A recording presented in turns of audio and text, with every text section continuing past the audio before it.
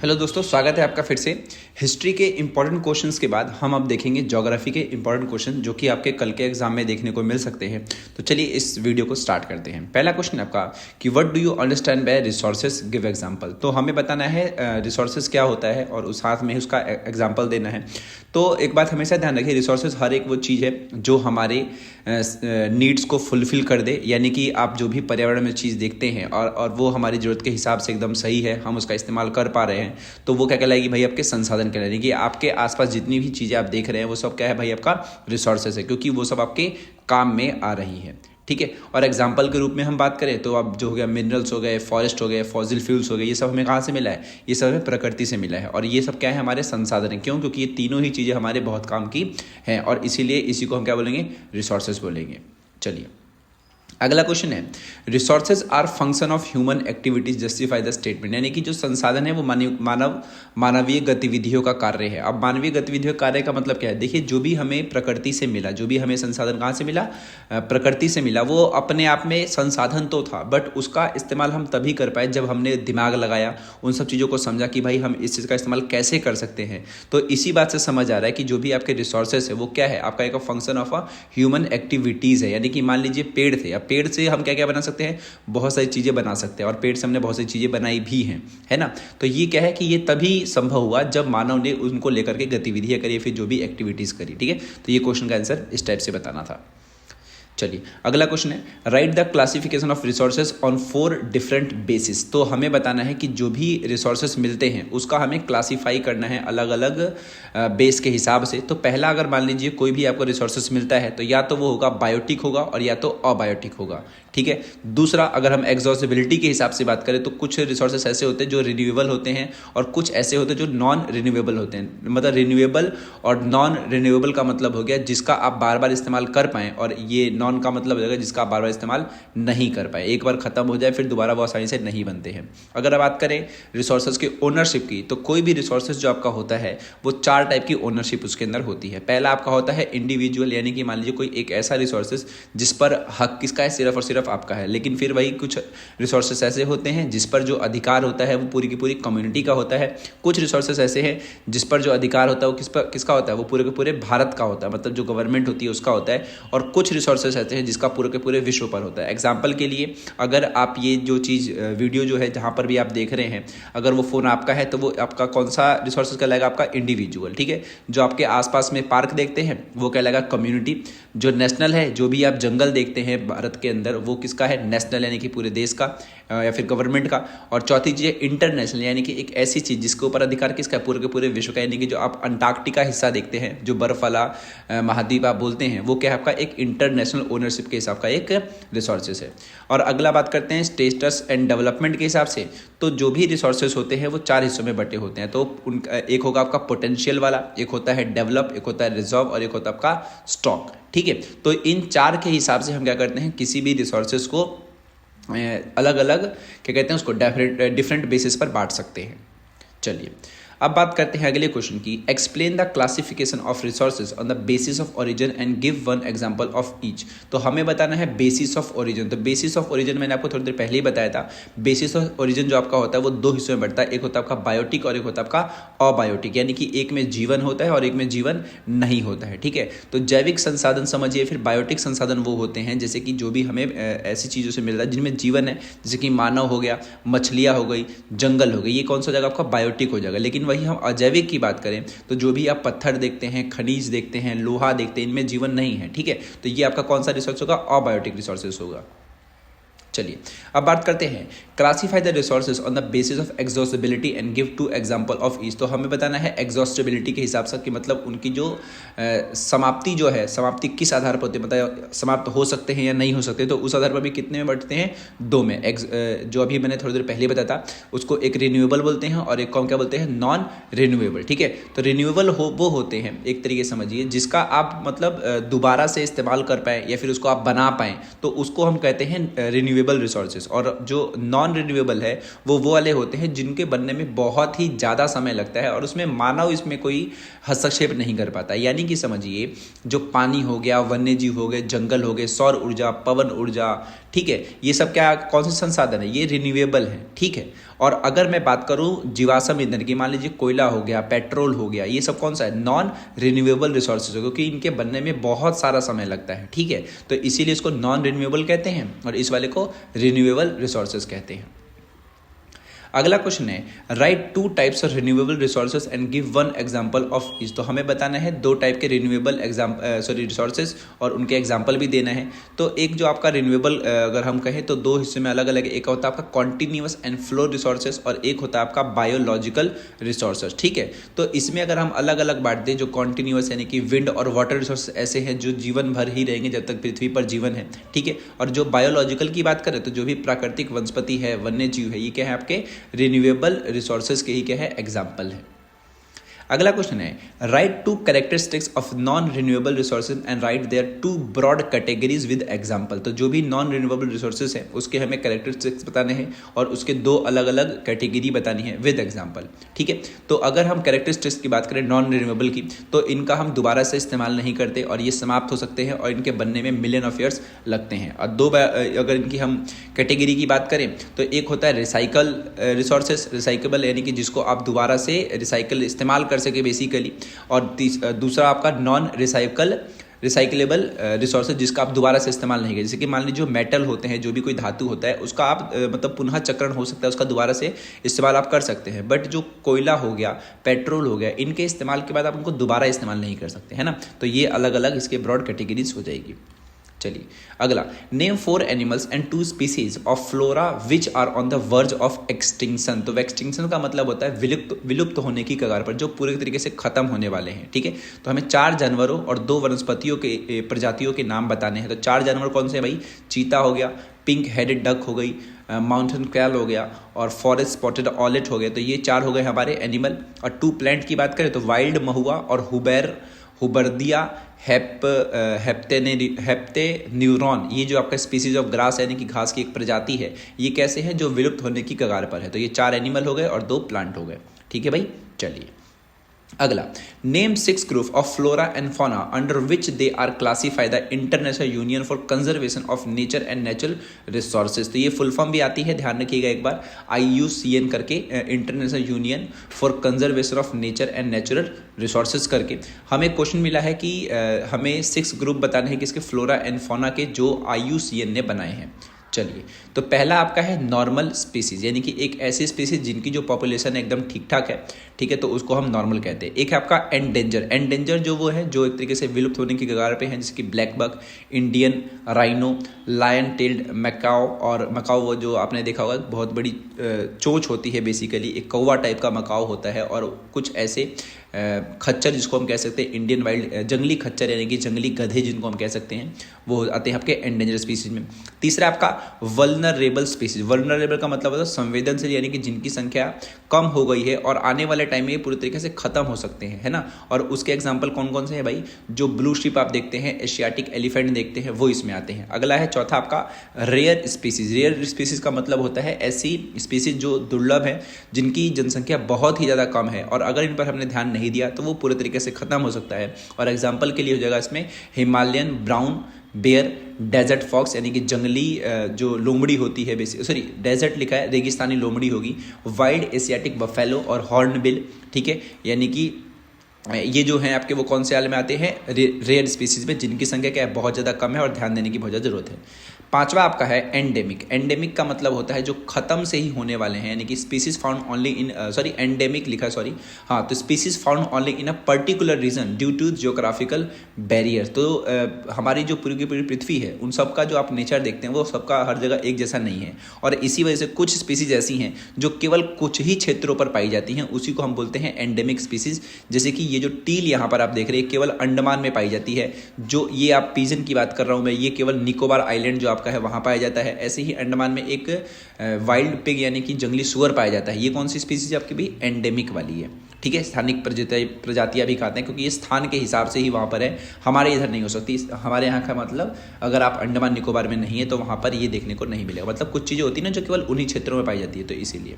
अगला है extinct species. तो एक्सटिंक्ट जो होता है आपका उसका मतलब होता है विलुप्त प्रजातियां, यानी कि वे प्रजातियां जो क्या कहते हैं species that are not no longer found in their natural habitat despite extensive search. तो यानी कि जो उनका नेचुरल हैबिटेट था, प्राकृतिक जो उनकी जगह थी, अब वहाँ पर नहीं मिल रही हैं, इसीलिए उनको क्या बोलते हैं एक्सटिंक्ट स्पीसीज, क्योंकि वो विलुप्त हो चुकी हैं। ठीक है, तो हमने यहाँ पर 6 के बारे में बता दिया, सवाल केवल सवाल भी 6 के बारे में ही था। चलिए अगला question, name any 4 resources which are obtain for our biodiversity, यानी कि हमें हमारी जैव विविधता से प्राप्त होने वाले कोई 4 संसाधनों के नाम बताने हैं। तो कोई सी बता दीजिए, वुड हो गया, रबड़ हो गया, मेडिसिन हो गई और डाइज हो गए। ठीक है, तो 4 संसाधन हो गए हमारे, यानी कि लकड़ी, रबर, दवाइयाँ और रंग।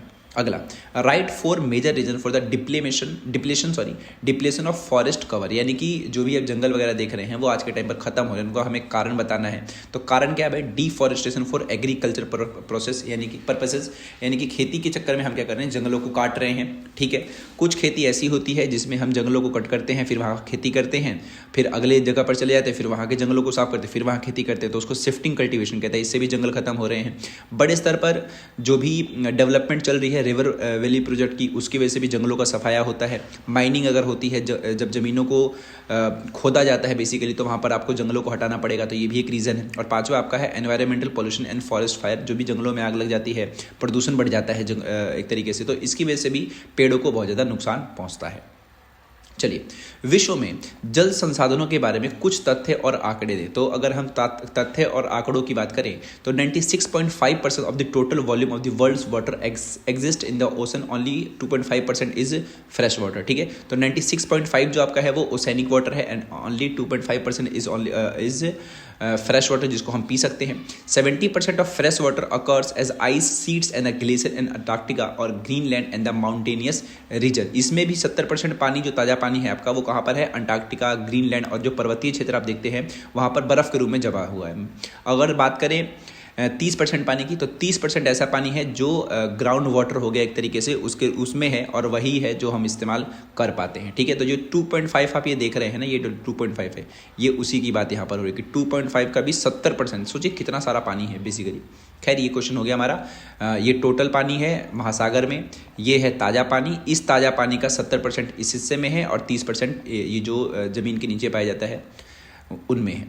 चलिए दूसरा question, explain how water become a renewable resources, यानी कि पानी जो आपका है एक वो रिन्यूएबल रिसोर्सेज क्यों है। तो रिन्यूएबल आपका इसलिए है क्योंकि ये जो है हमें वो कहाँ से प्राप्त होता है, ग्राउंड वाटर से प्राप्त होता है, और जल चक्र के माध्यम से हमेशा क्या होता है आपका, ये रिन्यूएबल होता रहता है। बेसिकली क्या होता है, आपने वाष्पीकरण की प्रक्रिया सुनी होगी, जिसमें पानी जो आपका होता है वो गैस के स्टेट्स में बन करके ऊपर जाता है, फिर वापस से रेन बन करके नीचे आता है ना। तो ये क्या करेगा, आपका एक रिन्यूएबल रिसोर्स कहलाएगा। ठीक है, दूसरा क्या है, the movement of water with in the hydrological cycle ensure it's renewable, यानी कि जल चक्र के भीतर पानी का निरंतर संचलन इसे नवीकरणीय संसाधन बनाता है। जो भी जल चक्र आप देखते हैं, जो भी मैंने बताया आपका वाष्पीकरण की जो प्रक्रिया, रेस्पिरेशन कहते हैं उसे, तो वो जो प्रक्रिया आप देख रहे हैं वो उसकी वजह से क्या समझ आ रहा है कि ये जो आपका है वो एक रिन्यूएबल रिसोर्सेज है, क्योंकि पानी जितना भाप बनेगा उतना ही पानी नीचे भी आएगा। ठीक है, तो क्वेश्चन नंबर 2 भी हमारा हो गया। अब बात करते हैं क्वेश्चन नंबर 3 की, what percentage of global precipitation does India receive, यानी कि भारत को वैश्विक वर्षा का कितना प्रतिशत प्राप्त होता है, यानी कि पूरे के पूरे विश्व पे बारिश होती है तो हमारे यहाँ पर कितना होता है भाई, 4% होता है। अगला क्वेश्चन इंग्लिश में, क्वेश्चन पढ़ते हैं, where is India rank in terms of water availability per person per annum by the what year will India join countries having absolute water scarcity, यानी कि प्रति व्यक्ति प्रति वर्ष जल उपलब्धता के मामले में भारत की विश्व में क्या रैंकिंग है। ठीक है, यानी कि एक जो व्यक्ति को पानी मिलना चाहिए, अगर सबको पानी मिल रहा है तो क्या होता है ना, स्टेजेस बनाई जाती है कि हाँ भाई कौन सा देश सबसे ऊपर है, यानी कि वहाँ पर हर एक व्यक्ति को पानी मिल रहा है बेसिकली, तो उसके हिसाब से हमारी रैंकिंग बतानी है। और एक और बताना है कि हमारे यहाँ पर पानी का संकट कब आ जाएगा, कौन से साल में। तो अगर रैंकिंग की बात करो तो 133 जो है वर्ल्ड में हमारी रैंकिंग है पर कैपिटा वाटर अवेलेबिलिटी के हिसाब से, जो कि बहुत ज़्यादा ख़राब है। ठीक है, क्योंकि जितना आप ज़्यादा हैं एक तरीके से उतना ज़्यादा आप ये समझिए कि लोगों के पास पानी की सुविधा नहीं है। ठीक है, और आप अगर दिल्ली में रहते हैं तो आप पानी को लेके समझ ही सकते हैं। दूसरा, 2025 के टाइम पर ऐसा होगा कि भारत का बहुत बड़ा हिस्सा एक तरीके से फेस करेगा एब्सोल्यूट वाटर स्कार्सिटी, यानी कि जल संकट हमारे यहाँ पर आने में आई थिंक 2025 चल भी रहा है ये, तो ये एक ऐसा टाइम है जिस टाइम हमें बहुत ज़्यादा जल की आवश्यकता पड़ेगी और जल हमारे पास नहीं होगा। खैर, give an estimate of India's renewable water resources, Bharat के नवीकरणीय जल संसाधनों का अनुमान दें। तो the total renewable water resource of India are estimated at the 1897 cubic kilometre per annum. ये आप बस डेटा के रूप में ही याद करें, इसको समझने की जरूरत भी नहीं है, ठीक है। 1 मार्क में याद रखिएगा आप ये question. Right the 3 source of fresh water, जो भी 3 साधन बताने हैं जहाँ से हमें फ्रेश वाटर मिलता है पीने लायक वाला। एक तो होगा आपका रेनफॉल, हालांकि रेनफॉल भी आज के टाइम पर ख़राब हो गया क्योंकि हमारे यहाँ पर पॉल्यूशन इतना है कि जो रेन के जरिए पानी आ रहा है वो भी आपका एसिड रेन बन जा रहा है। हालांकि रेनफॉल, सरफेस की अगर बात करें तो रिवर्स और लेक के जरिए हमें पानी मिलता है, और ग्राउंड वाटर की बात करें तो जो भी हम ये ज़मीन के नीचे जो पानियाँ हैं उसके ज़रिए जो भी पानी है वो भी हमारा एक फ्रेश वाटर के सोर्स में आता है। तो ये 3 सोर्स है आपके फ्रेश वाटर के, प्रेसिपिटेशन, सरफेस वाटर और ग्राउंड वाटर।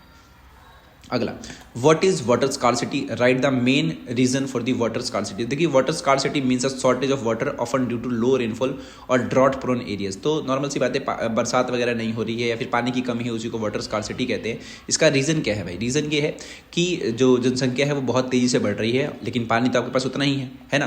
तो जनसंख्या बढ़ रही है, पानी चाहिए, पानी आपके पास है नहीं, तो वाटर स्कार्सिटी होगी, बिल्कुल होगी। अगला, लोग जो है पानी का बहुत गलत तरीके से इस्तेमाल कर रहे हैं एग्रीकल्चर में और इरीगेशन में, तो इतना ज़्यादा एक्सप्लॉइट कर रहे हैं कि पूछिए मत। अगला, अर्बनाइजेशन, जहाँ जहाँ पर होगा, इंडस्ट्रियलाइजेशन जहाँ पर होगा वहाँ पर बहुत बड़ी जनसंख्या आएगी, और जब बहुत बड़ी जनसंख्या आ रही है तो वहाँ पर क्या चाहिए? बहुत सारा पानी चाहिए, क्योंकि वहाँ पर काम भी होगा। बेसिकली लोग पानी तो पिएंगे ही पिएंगे, बाकी जितनी भी चीज़ें वहाँ पर चल रही हैं बड़े स्तर पर उस पर भी पानी लगेगा, ठीक है। इसके अलावा पूरे के पूरे भारत में ये समझिए कि अनइक्वल एक्सेस है, हर जगह पर बराबर पानी नहीं है, किसी के पास बहुत ज़्यादा है, कहीं कहीं पर पानी ही नहीं है। बिहार में देखें तो हर जगह आपको मीठा पानी मिल जाएगा पीने लायक, जो वहाँ के लोग पीते हैं, हालांकि वो पानी भी उतना स्वाद के हिसाब से अच्छा नहीं होता। तो एक ये भी है। तो मेजर रीज़न की अगर हम बात करें वाटर स्कार्सिटी की, तो यही वो 4 रीज़न थे। ये क्वेश्चन आता है जरूर। और भी हैं 2, pollution from industrial waste, fertiliser and pesticide. जो भी पॉल्यूशन वगैरह है इनकी वजह से, इंडस्ट्रियल वेस्ट की वजह से, फर्टिलाइजर की वजह से, पेस्टिसाइड की वजह से, तो इसकी वजह से पानी हमारा ख़राब हो जा रहा है, ठीक है। और जो भी ग्राउंड वाटर है हमारा, उसको हम बाहर निकाल दे रहे हैं, तो जिसकी वजह से भी हमारे क्या है, पानी का संकट देखने को मिल रहा है, ठीक है। चलिए, write 4 points to stress the importance of agriculture in India, यानी कि भारत में कृषि के महत्व पर जोर देने के लिए 4 बिंदु लिखिए। तो हमें एक तरीके से एनकरेज करना है किसको लेकर के? एग्रीकल्चर को लेकर। तो पहला क्या है कि भारत की कम से कम 2/3 जनसंख्या, ये समझेंगे 2/3 इंडियाज पॉपुलेशन जो है आपका, वो किस पे है? जनसंख्या पर ही निर्भर है। एक तरीके से हमें एग्रीकल्चर की इंपॉर्टेंस बतानी है भारत के संदर्भ में। तो पहला क्या है भाई कि 2/3 जो पॉपुलेशन है वो कौन से काम में लगी हुई है? एग्रीकल्चर के काम में लगी हुई है ना। भारत का जो प्राइमरी सोर्स है फूड एंड ग्रेन्स जो आपका, वो कहाँ से आ रहा है? एग्रीकल्चर से ही आ रहा है, ठीक है। इसके ज़रिए हमें बहुत सारे रॉ मटेरियल मिल रहे हैं, जैसे कॉटन हो गया, टेक्सटाइल हो गया, शुगर हो गया, इससे बाकी चीज़ें भी चल रही हैं, ठीक है। एग्रीकल्चर प्रोडक्ट जो आप देखते हैं, टी, कॉफ़ी, स्पाइसेस, ये जो है दूसरे देशों में हम क्या कर रहे हैं? इनको एक्सपोर्ट करें, जिससे हमें बहुत सारा पैसा आ रहा है। तो नॉर्मल सी बात है, ये बहुत ही बढ़िया पॉइंट्स है, जिससे आप समझ सकते हैं कि भारत में कृषि का कितना ज़्यादा महत्व है। अगला, why do farming practices vary मतलब भिन्न in different region, give 3 major region. तो हमें बताना है कि विभिन्न क्षेत्रों में खेती की प्रथाएं क्यों भिन्न होती हैं, 3 प्रमुख कारण देना है। तो जो भी आप फार्मिंग प्रैक्टिस देखते हैं वो अलग अलग क्षेत्रों में अलग अलग है। इसका कारण क्या है भाई? तो कारण क्या है इसका भाई कि वो जो वहाँ का एनवायरनमेंट है वो बहुत ज़्यादा अलग है। हर जगह पर टेक्नोलॉजिकल जो है चीज़ें यूज़ नहीं कर सकते हैं, अलग अलग वहाँ पर टेक्नोलॉजी काम करती है। मान लो बिहार जो आप इलाका देखते हो, वहाँ पर खेतों में टेक्नोलॉजी का इस्तेमाल नहीं होता, जबकि पंजाब, हरियाणा में बड़े स्तर पर होता है ना।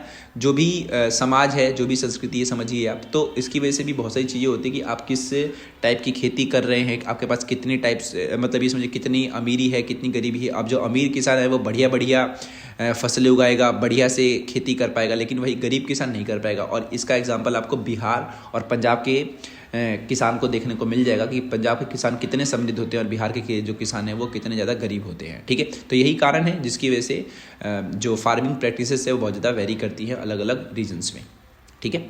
चलिए, name some industry based on the agriculture raw materials, यानी कि हमें ऐसी इंडस्ट्री बतानी है जो किस पर बेस्ड हो? एग्रीकल्चर, यानी कि खेती से जुड़े हुए जो भी रॉ मटेरियल्स हमें मिलते हैं उस पर। तो एक हो गया आपका कॉटन टेक्सटाइल इंडस्ट्री, क्योंकि कॉटन आपका एग्रीकल्चर से ही मिलेगा, और दूसरा शुगर यानी कि गन्ना और गुड़ जो बनता है एक तरीके से। तो ये 2 इंडस्ट्री ऐसी है जो एक तरीके से एग्रीकल्चर के रॉ मटेरियल के द्वारा चलती है। चलिए, what factors does primitive sustenance farming depend on, तो हमें बताना है कौन सा ऐसा फैक्टर है जो प्राचीन निर्वाह खेती के कारकों पर निर्भर करता है। तो प्रिमिटिव सब्सिस्टेंस फार्मिंग जो आपकी होती है बहुत ही ज़्यादा पुरानी खेती एक तरीके से। तो उस टाइम कौन कौन सी चीज़ें थी जिसके ऊपर लोग डिपेंड रहते थे? तो मानसून पे रहते थे, क्योंकि उनके पास पानी का दूसरा कोई साधन था नहीं। उनको पानी चाहिए कहाँ से मिलेगा भाई? अब वो मिलेगा जो भी मानसून आ रहा है, एक तरीके से बरसात आ रही है। तो एक तो ये हो गया कि वो लोग इस पर डिपेंड रहते थे। दूसरा, वो लोग फर्टिलाइजर का इस्तेमाल नहीं कर सकते थे, उनको मिट्टी की जो नेचुरल फर्टिलिटी है उसी पर डिपेंड रहना पड़ता था। और तीसरा था कि जो भी उनको फसल उगानी है वो फसल तभी उगा पाते थे जब वहाँ की एनवायरमेंटल कंडीशन उस क्रॉप के हिसाब से हो, यानी कि वो इसमें कोई बदलाव नहीं कर सकते। जैसे कि आज के टाइम पर आप मानसून पे डिपेंड रहने की कोई ज़रूरत नहीं है, आप पानी का इस्तेमाल अलग अलग साधनों से कर सकते हो, ठीक है। नेचुरल फर्टिलिटी की भी जरूरत नहीं है, आज के टाइम पर फर्टिलाइजर्स बहुत बड़े स्तर पर आ गए हैं। तो ये क्या है, ये अभी के टाइम की खेती है। लेकिन मैं बात कर रहा हूँ बहुत पुराने टाइम की खेती को, जिसको क्या बोलते हैं? प्रिमिटिव सब्सिस्टेंस फार्मिंग कहते हैं। तो ये लोग जो थे, इस टाइम के जो लोग थे, वो किन चीज़ों पर डिपेंड रहते थे, ये आपका सवाल था। तो ये 3 चीज़ें थी, ठीक है। चलिए अगला, slash and burn. Slash and burn जो आपका है, इसके हमें कैरेक्टरिस्टिक्स बताने हैं एग्रीकल्चर। तो स्लैश एंड बर्न जो आपका है होता है आपका, ये खेती जो होती है ये भी बहुत पुरानी खेती है।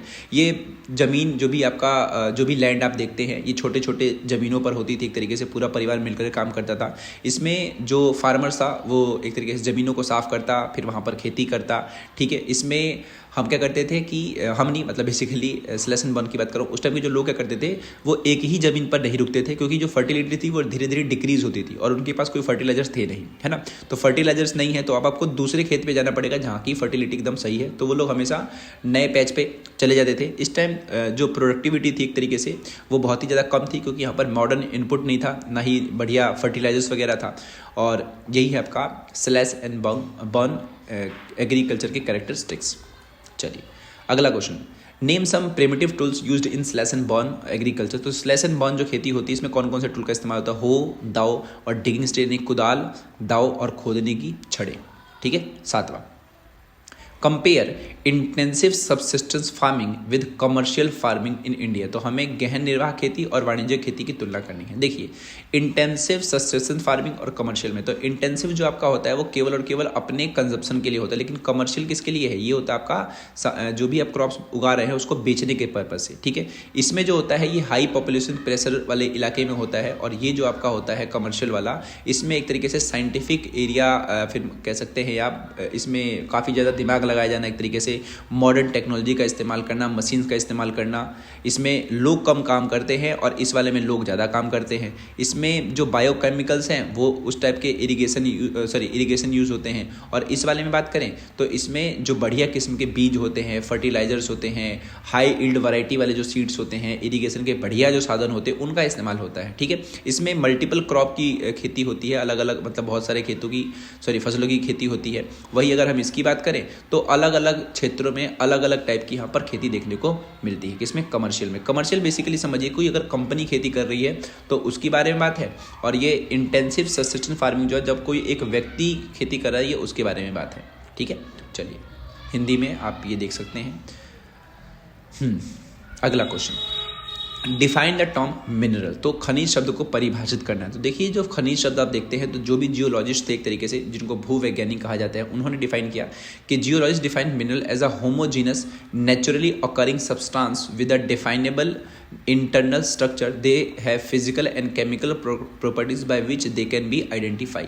तो जो भी भूवैज्ञानिक थे उन्होंने बोला कि जो भी खनिज है आपका वो एक प्राकृतिक रूप से होने वाला एक ऐसा सब्सटेंस है जिसमें अपनी खुद की एक अपना स्ट्रक्चर होता है, इसके अपने अपने केमिकल और फिजिकल प्रॉपर्टीज़ होती है जिसकी समझ से हम उसका इस्तेमाल कर सकते हैं। अब आयरन की समझ अगर हमें है तो हम बहुत सारी चीज़ें कर सकते हैं। ऐसे ही आपको बहुत सारे रिसोर्सेज पता होंगे तो उनके बारे में हमने जाना कि भाई इनकी फिजिकल प्रॉपर्टी, केमिकल प्रॉपर्टी कैसी है, और फिर हम उसका इस्तेमाल कर पाते हैं, ठीक है।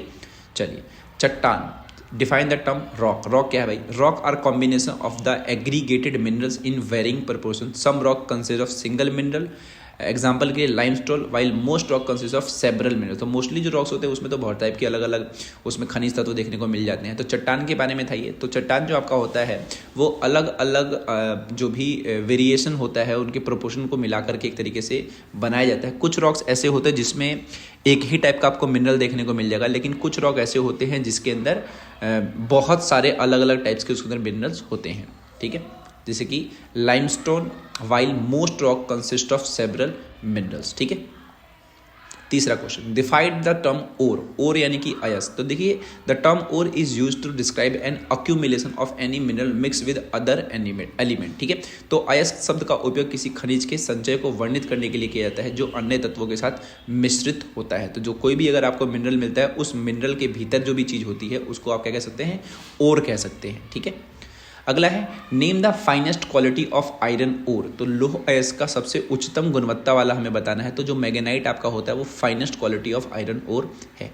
अगला, Orissa is the leading producer of which mineral. तो उड़ीसा में सबसे ज़्यादा क्या मिलता है भाई, तो मैंगनीज के अयस्क मिलते हैं, मैंगनीज ओर मिलते हैं।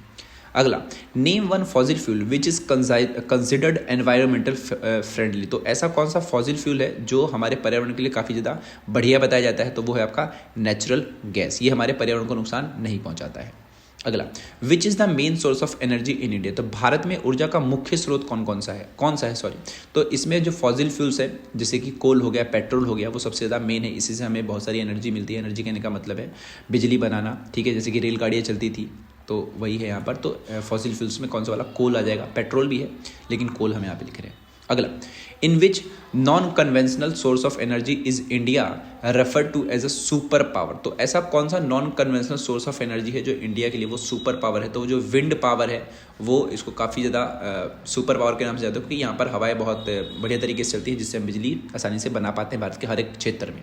अगला, which minerals is form by a decomposition of rocks leaving a residual mass of weather material. यानी कि कौन सा खनिज चट्टान के अपघटन से, कौन सा मतलब मिनरल बेसिकली वो चट्टानों के अपघटन से बनता है जो अपक्षयित पदार्थ यानी कि रिजाइडल मास ऑफ दी का अवशिष्ट द्रव्यमान छोड़ता है। तो जो आप ये बॉक्साइट देखते हैं वो एक ऐसा मिनरल है जो कि रॉक के डिकम्पोजिशन के बाद बनता है। यानी कि कोई भी रॉक है अगर वो ख़राब हो रहा है फिर उसको तोड़ रहे हैं तो उससे हमें क्या मिल सकता है भाई, बॉक्साइट मिल सकता है। अगला, name the state where the largest wind farm cluster is located. तो कौन से राज्य में सबसे बड़ा पावर फार्म, जैसे कि आपने देखा भी होगा कि बहुत बड़ी रॉड होती है, मतलब मान लीजिए कोई टावर है उस पर पंखे लगे होते हैं, जो पंखे हवा से घूम रहे होते हैं, तो वही पूछता है कि सबसे बड़ा जो विंड फार्म लगाया है किस राज्य में, तो वो आपका तमिलनाडु है। अगला क्वेश्चन है आपका, in which state are the Balaghat copper minerals located. तो जो बालाघाट आपका पड़ता है वो आपका मध्य प्रदेश में पड़ता है। यहाँ पर बहुत सारी जो खदानें हैं वो तांबे की है, इसीलिए यहाँ का आंसर हो जाएगा आपका मध्य प्रदेश। अगला सवाल है कि what is manufacturing, to which sector of economy does it belong. तो मैन्युफैक्चरिंग क्या है, देखिए मैन्युफैक्चरिंग का मतलब होता है कि जो भी आपके पास जब आप बड़ी मात्रा में गुड्स को एक तरीके से प्रोडक्ट कर रहे हैं बेसिकली, तो उसको आप क्या कह सकते हैं, मैन्युफैक्चरिंग कह सकते हैं। कि manufacturing is the production of goods in large quantities after processing raw material into more valuable product. यानी कि जो भी आपके पास रॉ मटेरियल था उसको आपने अगर बड़ी मात्रा में एक तरीके से उससे कुछ वैल्यूएबल प्रोडक्ट बना दिया तो उसको हम क्या बोलेंगे, मैन्युफैक्चरिंग बोलेंगे। ठीक है, और ये बिलोंग किससे करता है भाई, तो ये आपका जो है आपका सेकेंडरी सेक्टर से बिलोंग करता है, जहाँ पर हम प्राइमरी मटेरियल को एक तरीके से प्रोसेस करते हैं फिनिश गुड में। यानी कि आपको गन्ना मिला, उस गन्ना से आपने क्या बना दिया भाई, चीनी बना दी है ना। तो ये क्या हो जाएगा, आपका मैन्युफैक्चरिंग भी कहलाएगा और आपने प्राइमरी सोर्स का इस्तेमाल करके सेकेंडरी सेक्टर में आप चले गए। Write the importance of the manufacturing sector for our nation. तो हमारे राष्ट्र के लिए जो मैन्युफैक्चरिंग सेक्टर आप देखते हैं उसका हमें महत्व बताना है। तो नॉर्मल सी बात है, इसका महत्व बहुत ही ज़्यादा है, क्योंकि जो भी आपको क्या कहते हैं, जो एग्रीकल्चर है आपका, उस एग्रीकल्चर में ये बहुत ज़्यादा आधुनिक चीज़ें लेकर के आता है। यानी कि पहले जो खेती होती थी उसमें हम बढ़िया मशीनों का इस्तेमाल नहीं कर पाते थे, बट आज के टाइम पर हम कर पाते हैं। ठीक है, इसकी वजह से क्या होता है कि ये जो एग्रीकल्चर का जो इनकम है एक तरीके से उसके ऊपर डिपेंडेंसी को कम करता है, क्योंकि अब हमारे पास दूसरे भी साधन होंगे, दूसरे भी तरीके होंगे जिससे लोग जो है पैसे कमा सकते थे। पहले एक ही साधन था कि भाई आप केवल खेती करोगे तो ही पैसे कमा पाओगे, लेकिन मैन्युफैक्चरिंग इंडस्ट्री लगने से अब आप कंपनियों में भी काम कर सकते हो। ठीक है, तीसरा जो आपका है कि industrial development help in eradicating poverty and unemployment. तो इंडस्ट्रियल डेवलपमेंट क्या करेगा, जो भी मतलब कंपनी वगैरह स्थापित होती है ये क्या करता है, ये गरीबी को खत्म करेगा, अनएम्प्लॉयमेंट को खत्म करेगा, कि जो लोग हैं कमाएंगे बेसिकली, तो वो उनकी जो गरीबियत है वो खत्म होगी। हम जो भी सामान बनाएंगे वो दूसरे देशों में एक तरीके से भेज सकते हैं, उससे बहुत सारा पैसा कमा सकते हैं। और manufacturing adds value to raw materials. क्यों, नॉर्मल सी बात है, आपके पास कोई रॉ मटेरियल तो था लेकिन आपके पास कंपनी नहीं थी जो उस रॉ मटेरियल से बढ़िया चीज़ बना पाए। तो नॉर्मल सी बात है कि उस रॉ रॉ मटेरियल को उसने काफ़ी ज़्यादा वैल्यू दी। आपके पास गन्ना था, क्या था आपके पास? गन्ना। उस गन्ने की वैल्यू कब बढ़ी? जब आपके पास एक बहुत बढ़िया मशीन थी जिसके जरिए आप उससे क्या बना पाए? चीनी बना पाए, है ना। तो ये क्वेश्चन जगह आपका कि importance of manufacturing sector for our nation. चलिए अगला, agriculture and industry are not exclusive of each other but move hand in hand, give argument. तो कृषि और उद्योग अभी थोड़ी देर पहले बताए, दोनों एक दूसरे से अलग नहीं है, सही बात है, ये हाथ मिला करके चलते हैं। क्यों चलते हैं भाई? क्योंकि हमारे यहाँ पर जितनी भी इंडस्ट्रीज आप देखते हैं वो सब प्राइमरी सेक्टर से जुड़ी हुई है, ठीक है।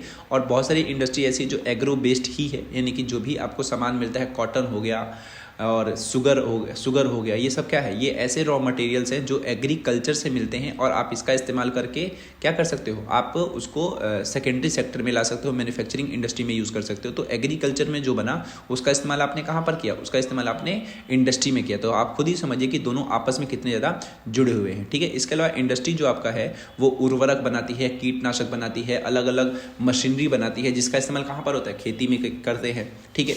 और ऐसे ही इंडस्ट्री के जरिए जो परिवहन में सुधार आते हैं, नई नई मशीनें बनती हैं, मान लीजिए फिर ट्रक बनाए जाते हैं, तो इन सब का इस्तेमाल भी खेती में होता है, सामान को यहाँ से वहाँ ले जाने में। तो आप खुद सोचिए कि जो इंडस्ट्री है और जो एग्रीकल्चर है वो आपस में कितनी ज़्यादा जुड़ी हुई है, ठीक है। चलिए अगला, write the contribution and the present growth rate of the manufacturing sector in the national economy, suggest measure to increase the industrial growth rate. तो हमें बताना है कि जो राष्ट्रीय अर्थव्यवस्था आप जो देखते हैं उसमें विनिर्माण क्षेत्र के योगदान और वर्तमान वृद्धि के दर को लिखें और औद्योगिक वृद्धि दर बढ़ाने के उपाय सुझाएं। तो देखिए जो आपका मैन्युफैक्चरिंग सेक्टर जो आपका है वो हमारी भारत के जीडीपी में कम से कम 17% जो है वो कंट्रीब्यूट करता है और धीरे धीरे ये बढ़ता ही जा रहा है। पहले बहुत कम था, फिर धीरे धीरे इसका जो ग्रोथ रेट था वो देखने को बहुत ज़्यादा बढ़ गया। इसके अलावा अभी जो हमारा टारगेट है एक तरीके से अगले दशक में वो 12% हो जाएगा, जो कि बहुत ज़्यादा है, ठीक है। अब बात करते हैं measure to boost industrial growth, यानी कि इंडस्ट्रियल ग्रोथ को बढ़ाने के सबसे तरीके कौन कौन से हैं? तो 2 तरीके हैं कि जो भी गवर्नमेंट है वो बढ़िया पॉलिसी लेकर के आए ताकि जो भी बड़ी बड़ी कंपनियां हैं वो आसानी से व्यापार कर सकें। और तीसरा जो है इन सब क्षेत्रों में ज़्यादा पैसा लगाया जाए।